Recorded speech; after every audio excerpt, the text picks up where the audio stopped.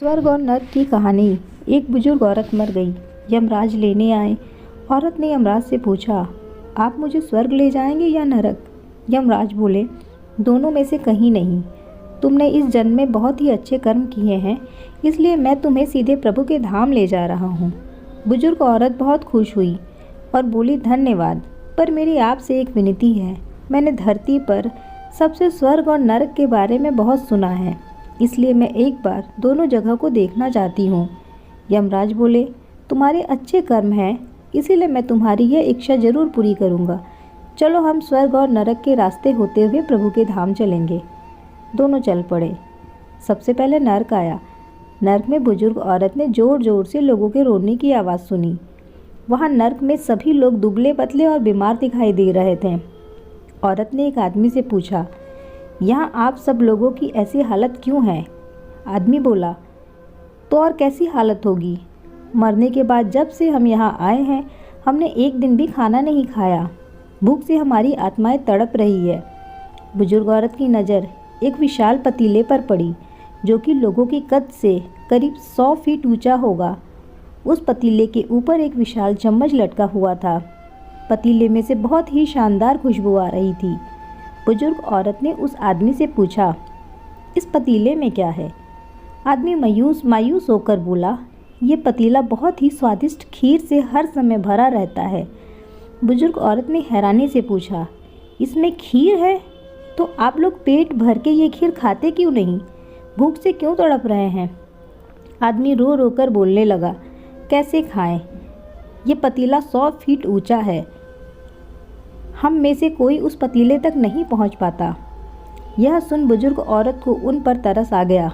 सोचने लगी, बेचारे खीर का पतीला होते हुए भी भूख से बेहाल है। शायद ईश्वर ने इन्हें यही दंड दिया होगा। अब यमराज बुजुर्ग औरत से बोले, चलो हमें देरी हो रही है। दोनों चल पड़े। कुछ दूर चलने पर स्वर्ग आया। वहाँ पर बुजुर्ग औरत ने सबके हंसने की आवाज़ और खिलखिलाने की आवाज़ सुनी। सब लोग बहुत खुश दिखाई दे रहे थे। उनको खुश देखकर बुजुर्ग औरत भी बहुत खुश हो गई। पर वहाँ स्वर्ग में भी बुजुर्ग औरत की नज़र वैसे ही 100 फीट ऊंचे पतीले पर पड़ी, जैसा नरक में था। उसके ऊपर भी ऐसा ही चम्मच रखा हुआ था। बुजुर्ग औरत ने वहाँ के लोगों से पूछा, इस पतीले में क्या है? स्वर्ग के लोग बोले, इसमें बहुत ही स्वादिष्ट खीर है। बुजुर्ग औरत हैरान हो गई और उनसे बोली, पर यह पतीला 100 फीट ऊंचा है। आप लोग तो इस तक पहुंच भी नहीं पाते होंगे। उस हिसाब से तो आप लोगों को खाना मिलता ही नहीं होगा। आप लोग भूख से बेहाल होंगे। पर मुझे तो यह सब बहुत खुश लग रहे हैं। ऐसा क्यों? इनमें से एक व्यक्ति बोला, हम सब लोग मिल के इस पतीले में से पेट भर के खीर खाते हैं। औरत बोली, पर कैसे? पतीला तो बहुत ऊंचा है। व्यक्ति बोला, तो क्या हो गया जो पतीला ऊंचा है? यहाँ पर कितने सारे पेड़ हैं। हमने इन पेड़ों की लकड़ी ली, उसको काटा और एक विशाल सीढ़ी का निर्माण किया। उस लकड़ी के सीढ़ी के सहारे हम पतीले तक पहुँचते हैं और सब मिलकर खीर का आनंद लेते हैं। बुजुर्ग औरत यमराज की तरफ देखने लगी। यमराज मुस्कुराए और बोले, ईश्वर ने स्वर्ग और नरक मनुष्य के हाथ में सौंप रखा है। चाहे तो अपने लिए नरक बना लो, चाहे तो अपने लिए स्वर्ग। ईश्वर ने सबको एक समान हालातों में डाला है। उसके लिए उसके सभी बच्चे समान हैं। वह किसी में भेदभाव नहीं करता।